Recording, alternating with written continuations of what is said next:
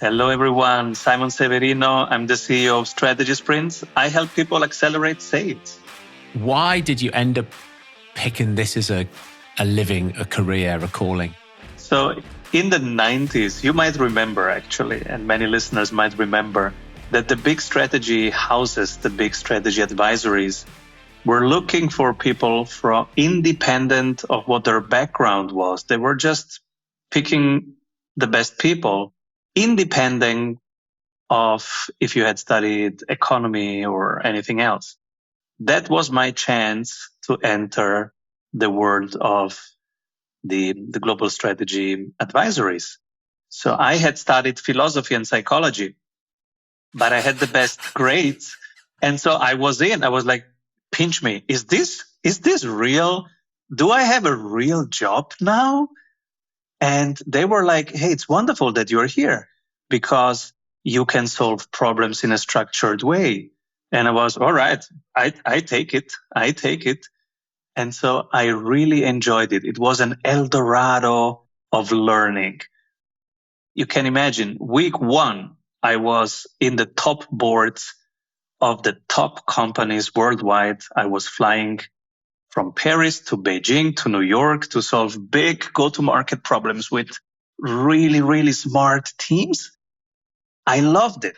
I had hundreds of colleagues that I could ask for.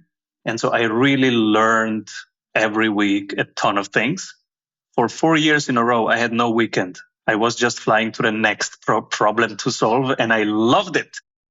So this is how I got to the job. I just needed a job after having studied philosophy and psychology.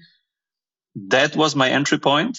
And I got lucky. I got lucky by having immediately a real job, a really good job where I was learning a lot. After 4 years, I realized this is my thing. And inside of that, we had different mandates, different questions from our clients. One was, hey, can you organize us in a better way? And another one was, how can I beat my competitor? I felt strongly compelled to the one, how can I beat my competitor? Because I'm a competitive person, and so I loved it. But also the clients, they were happy to give any resource, any budget for something that helps them win in the market and stay in the market. So it was the most relevant thing for them.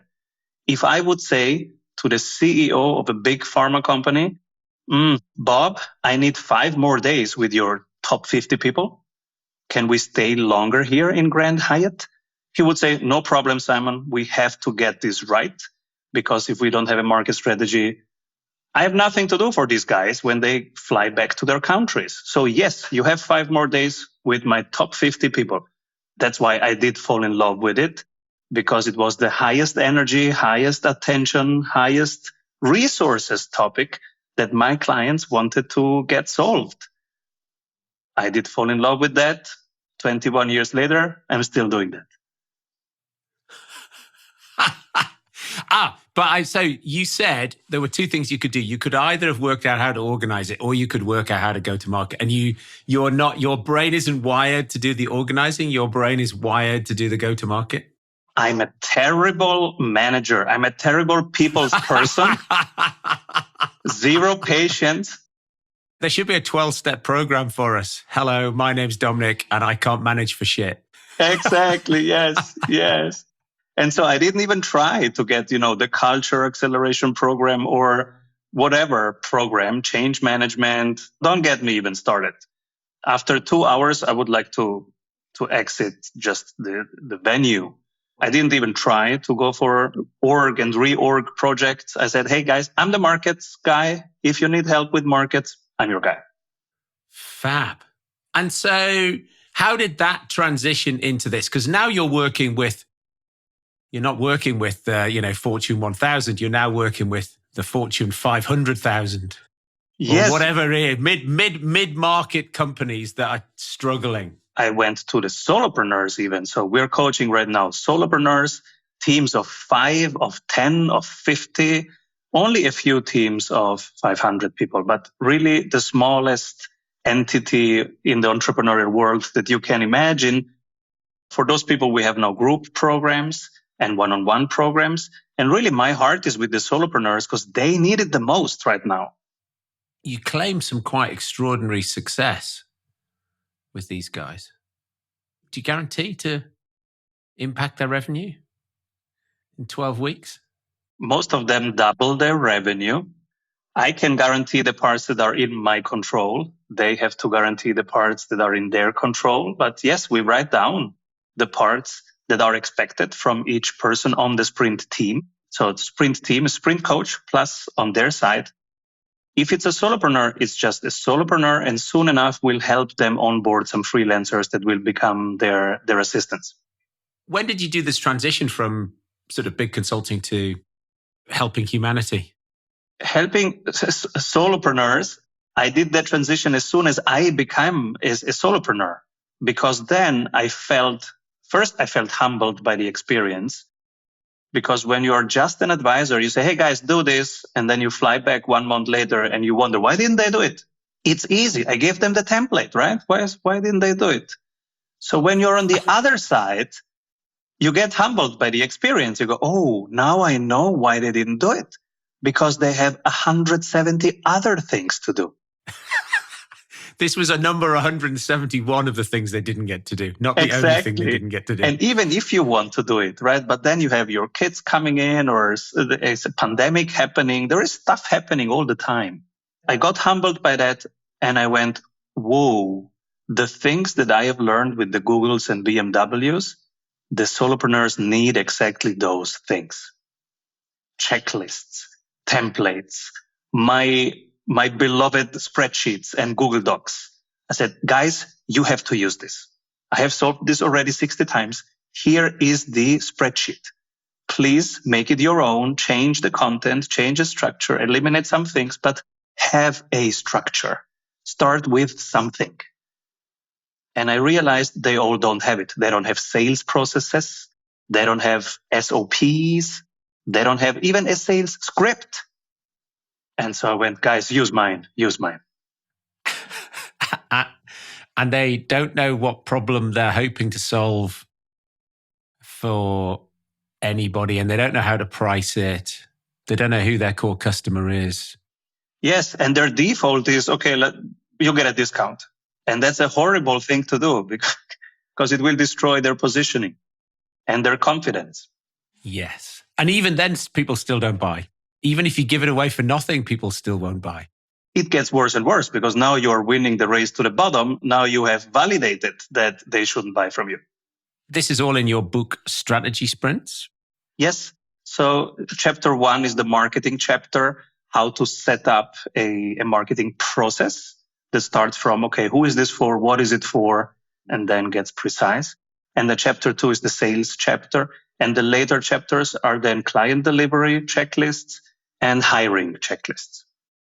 And so you said you're helping these solo entrepreneurs hire assistants. What are the assistants doing generally for people? Typically, so let's say a solopreneur, like we had recently a solopreneur, he is the sales trainer to the NASDAQ and to the big brands. But when he goes on holidays, nothing happens because he is the whole business. So he says, Simon, can you help me make my business less dependent on me? You seem to have a process. Maybe you can help. So we started, all right, first step, you hire an assistant. And he goes, okay, where do I find an assistant? LinkedIn, jobs. So we helped him post it on LinkedIn. He had an assistant. And the first thing, she was basically the coordinator for everything admin, right? From scheduling to everything that's administrative. From there, he got enough confidence and also the proof that giving something away actually works. The quality is still high and his life got better. So from there, we said, okay, now let's write down how you do marketing, how you do sales, how you do client delivery. We call it ops, operation. So we wrote these 3 things down and then we hired one freelancer for each part. So he now had a head of marketing, a head of sales, and a head of client work. That was 4 hires because our cycle is 90 days. And so in 90 days, we can do these 4 things basically.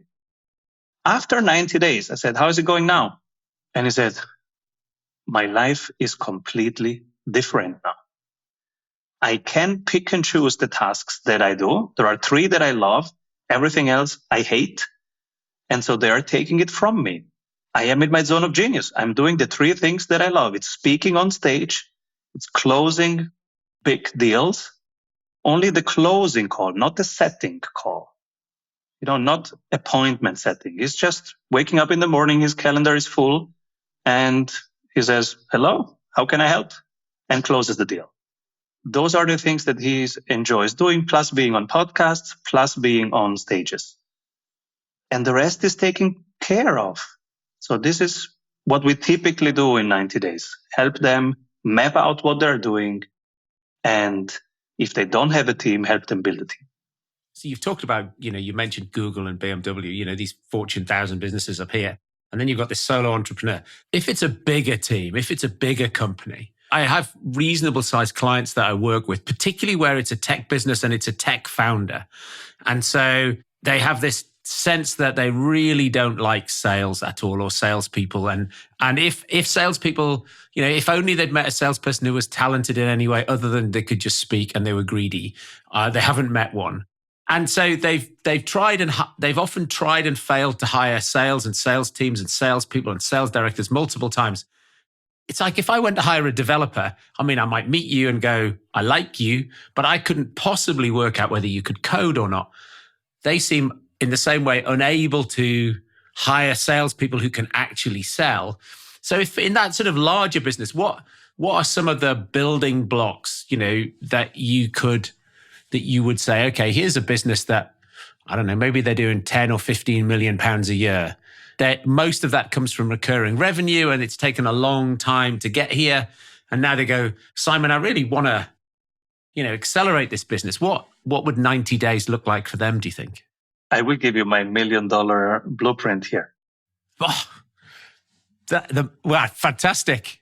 These mandates, we start by installing 2 sales meetings per week. Typically, they have a monthly meeting that sucks. It's not well run because they're not good at running meetings or moderating anything. They're tech guys. They're great at product. And so their meetings are terrible. So first thing, we install 2 weekly meetings. And the standard is Monday or Tuesday, it's the pipeline meeting, 60 minutes, all hands. And then on Thursday or Friday, the deal review meeting, 1 hour, select people, the deal makers. Now, what happens with the pipeline meeting is it creates a culture of opportunity creation. It means it makes everybody sales aware. And when you say all hands, you mean the whole company? Everyone. Okay. Everyone reports 1 question. So first round, these are the opportunities that I created this week. Whole company's looking to the receptionist, to the developer, to the office junior. Did you create an opportunity this week? Okay, fabulous. So now you have a developer saying, well, it's not my job to create opportunities. And you go, well, did you just see any? Week later, he comes back. Oh, I saw an opportunity actually.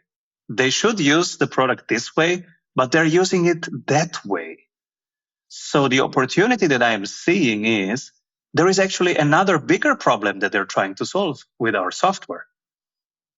And now you have changed the culture of that company because now you have a culture of opportunity seeking. Everybody is watching for opportunities. So that's plan A, because as you know, plan B is harder to implement. Getting now hiring from the outside and implanting stuff into the company is much harder. So first I try to leverage their current people. Let's sell from the product. Upsell, cross-sell, expansion selling. By making everybody sales aware, less sales afraid, more involved into the growth of the company. And sometimes that's enough. If it's not, then we look for product-driven sales instead of marketing and traditional sales. You can build in flywheels into the product, into how the users use the product and show other people that they're using the product.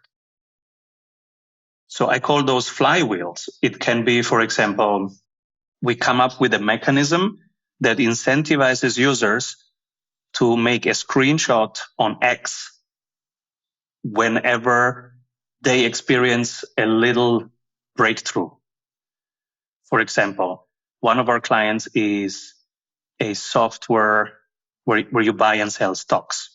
So whenever there is a dividend payment, it tells them, congrats, you just got $27 from your Visa stock. They screenshot it and put it on X. So that's one little flywheel. From there, you can start brainstorming more frequent flywheels so that they will become the ambassadors. That's the second thing that I try to do. And then if none of that works, then we have to go to strategy number 3, hiring from the outside and the traditional sales route. Okay. And then what happens in the Friday deal meeting? How is that different from it was before? Oh, very different. So the pipeline meeting ends with selecting 2 of those opportunities that were brought by your people. You select 2, and those get 20 minutes each in the deal review meeting. Now, the deal review meeting, you go deep. For 20 minutes, you look only at one opportunity, and now you do sales role plays. I am playing the buyer, I'm playing the seller, I am observing and taking notes and giving feedback. So it's an ABC role play, and that creates energy and confidence because it's always fun.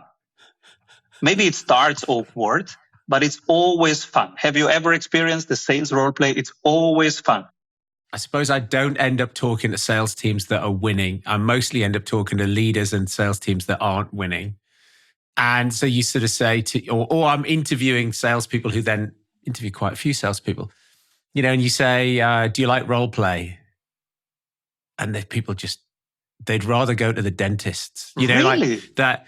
Well, because I interview people and I say, look, what did you learn in the last month about sales? Yeah. And some people say, oh, well, I read this amazing book and it was brilliant. But most people go, learned? Like, oh, when was the last time you had sales training? Training? And it's just that I think the reason that 85% of salespeople never hit a target ever, it's not like being a doctor, I think it's a profession for mostly incurious people who are sort of muddling along and not very good. If you were a doctor and you killed patients, or you were a coder and you wrote crap code, you'd get fired really quickly. In sales, you can just be a bit shit. You can be an account manager in a company and take a few orders and never actually develop sales capability, I think. The people who don't like role play, when you bring role play into an organization, I mean, they leave really quickly. I love role play. Let me share some experiences from our most recent role plays. So I make some of those every Monday because I run a community called the 200K Club. It's for solopreneurs who want to add 200K to their sales pipeline. And so we come in, I share this yellow pyramid that's behind me for people listening to this. There's a yellow pyramid with 8 steps of closing the deal. It takes me 10 minutes to explain that. Very simple. And then we practice it. So we pick something that was in the pipeline, you didn't close it, and we just play it. What could you have done? And you know what happens?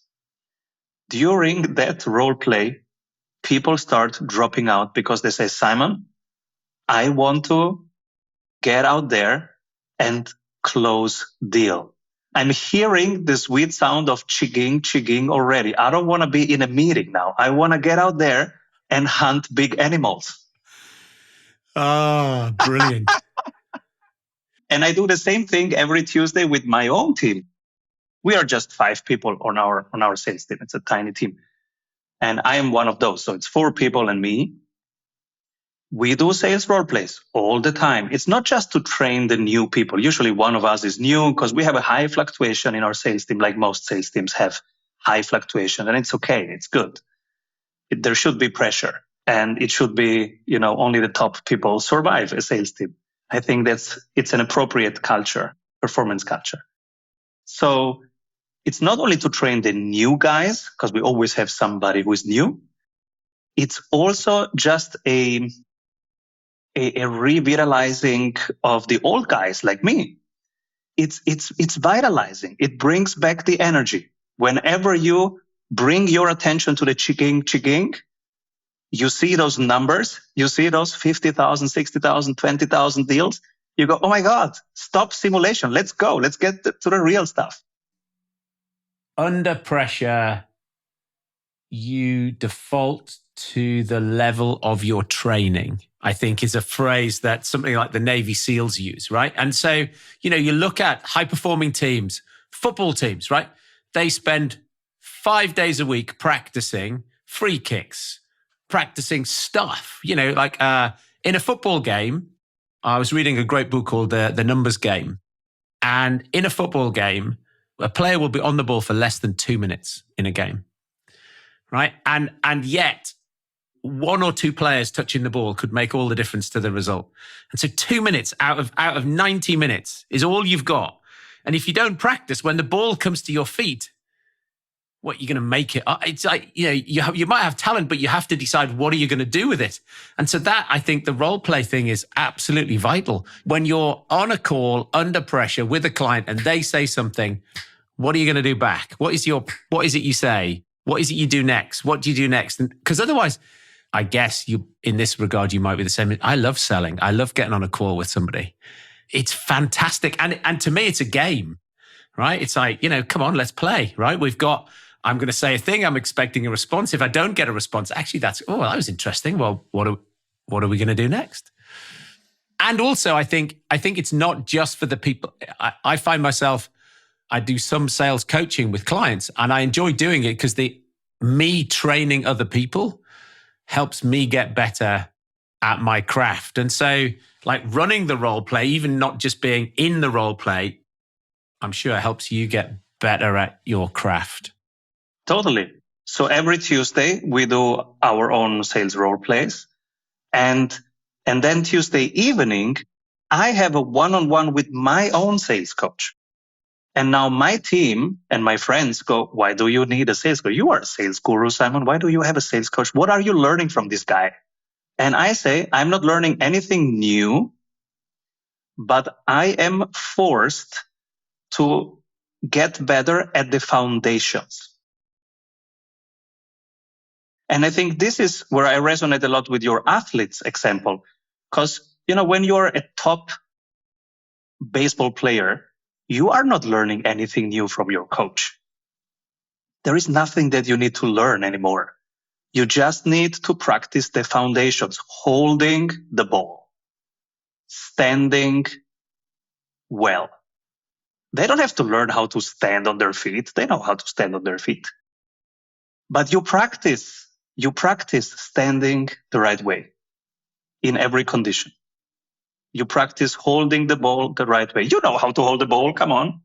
Yeah, but to get 1% better when you are at that level takes practice. And it's even there's an amount of humility and curiosity, knowing, you just look at great sportsmen and, they have multiple coaches. They have a nutrition coach and they have a strength coach and they have an endurance coach. And then they have skills coaches and they might have multiple skills coaches.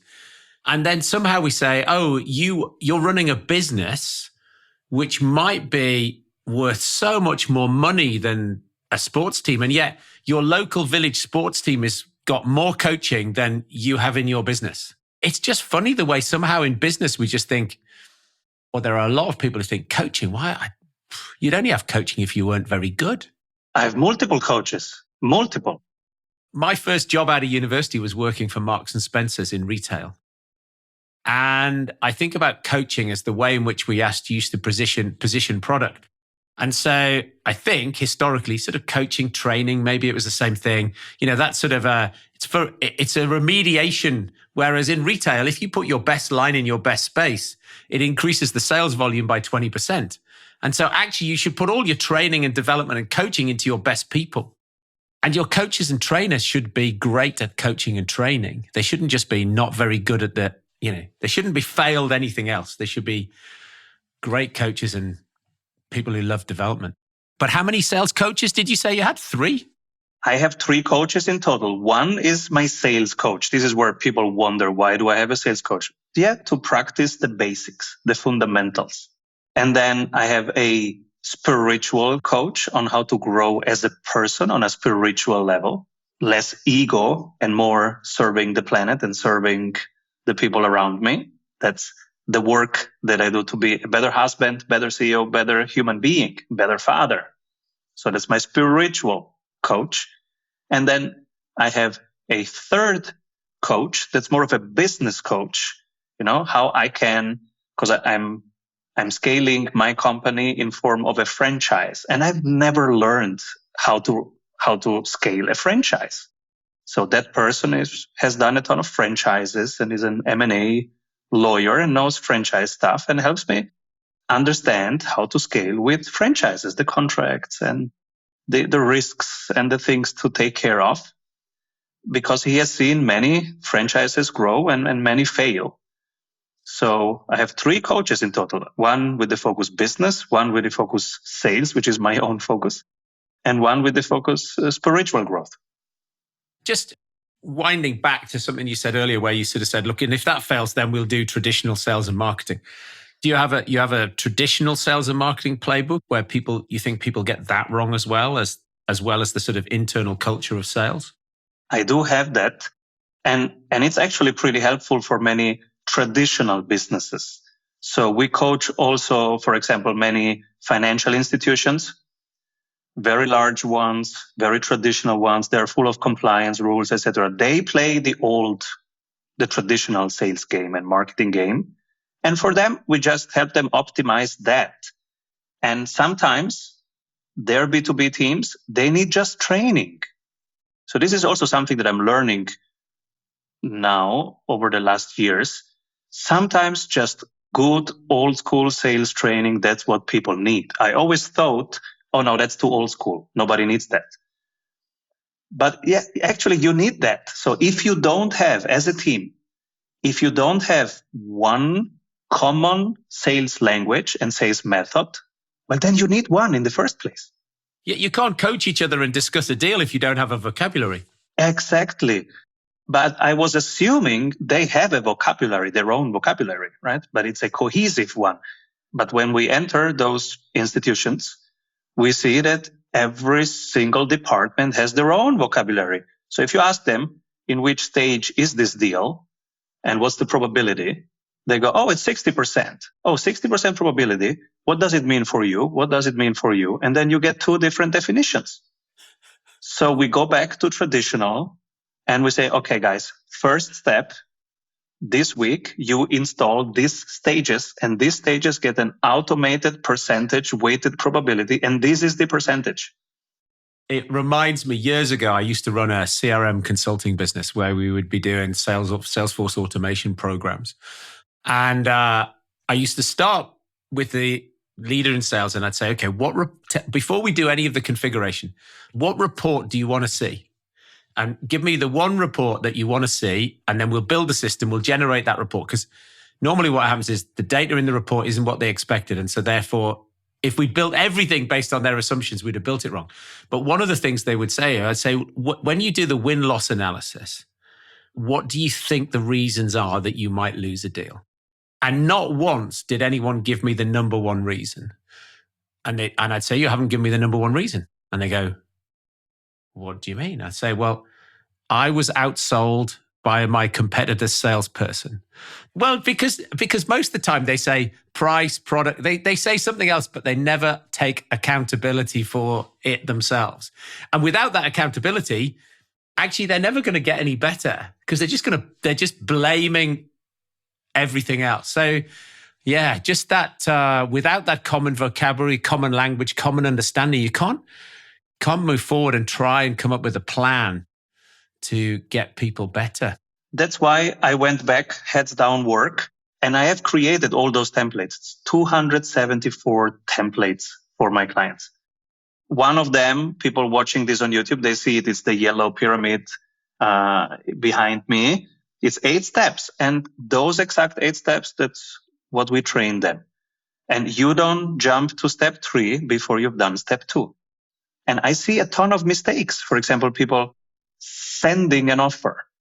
That's why the offer is step 6. And you are not allowed to send an offer in my method at any stage. You don't send an offer. You walk them through the offer. So you schedule a meeting, and during the meeting, you walk them through it. But you are not allowed to send an offer, because as soon as you send an offer, you lose the deal. You lose the win rate. Yes. Well, what you've done is they've got a price. They can see the cost. In my experience, very often they haven't been able to conceptualize the value or the upside. So they're just going something vague versus a price. They can't clearly see how you've lost the chance to anchor and position. Other than reading Strategy Sprints, which are available from all good booksellers, what else do you think people should pick up on their journey to growth? Oh, there are some wonderful books.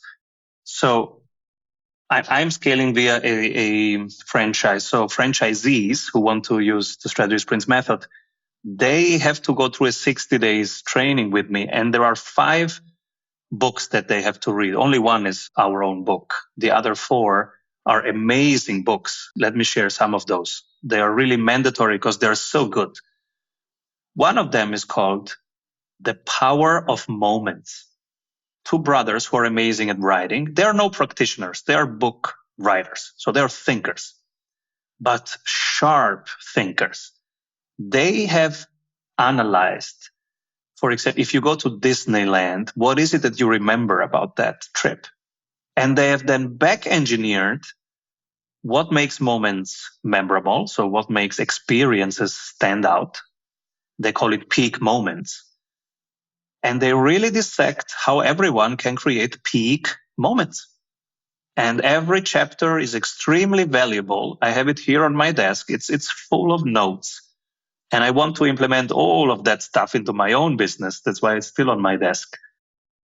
It's a really good book about how to create extraordinary experiences.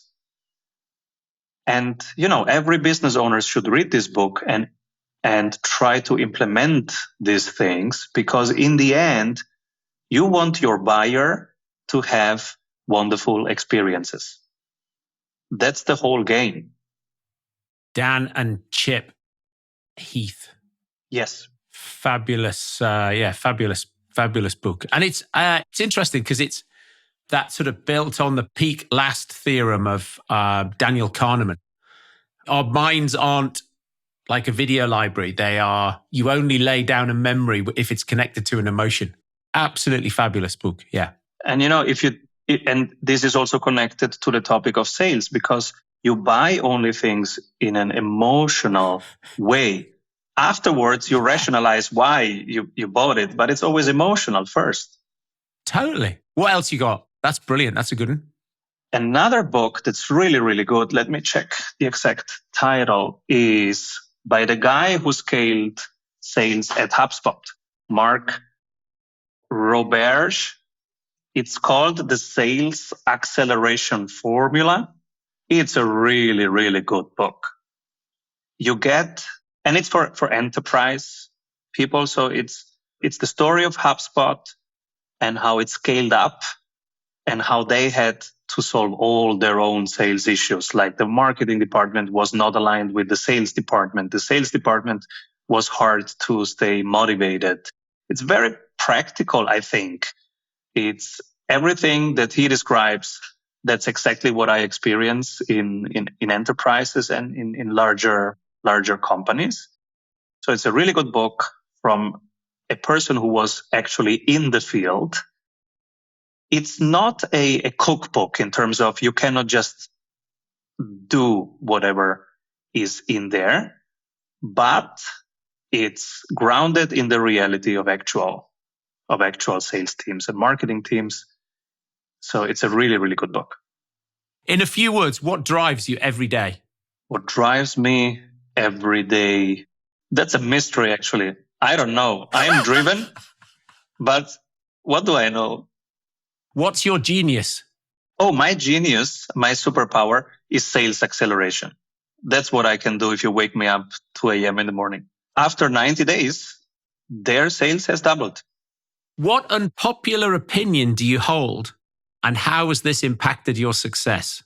I think everybody should own property instead of fiat money. This has helped me become a smarter citizen. Do you think salespeople are motivated by money? So should we pay sales commission or not? Salespeople are not motivated by money. Should you pay sales commission? Yes. Okay, well, if they're not motivated by money, why should we pay sales commission? Yeah, it's still great to have people who are entrepreneurial. They are not motivated by money. They are motivated by winning. It's the chiging that we are here for. Chiging, and then we're happy. But should you pay commissions or just flat? Commissions, 100%. Why? Because you want the entrepreneurial out of all possible talents. You want the entrepreneurial ones because they will be more resilient over the long term. What's the most significant risk you've taken in your career, and did it pay off? I take risks every day, 4 or 5 times. I think they are calculated. My wife thinks not everyone is responsible. And so I learned by failure. Thinking about your eulogy, what people will be saying about you at your funeral, what do you want to be remembered for? He was fun as hell. What's the most recent thing you've learned or recent skill you've acquired? I am learning yoga right now. I am learning about buyer psychology, everything that I can get in my hands about how behavior spreads in social systems. I'm learning about Web3 and AI. I'm an avid studier of what's happening in the world. What's the worst business advice you've ever received? Every business advice was terrible. I stopped listening to anything. I just do A/B testing now. What do you think is the biggest myth in business? Everything is just a myth before you validate it. Just do A/B tests. How do you measure success? Not in business, but in life. The number of laughter per hour. Fantastic. Simon, it's been an absolute pleasure chatting to you today. Some fantastic nuggets of gold in there for people. Thank you, Dominic, for showing up with consistency for your community, day in and day out. And if people want to download some of our sales tools, they're open source. They can find them at strategysprints.com. That's fantastic. All right, brilliant. Thank you very much.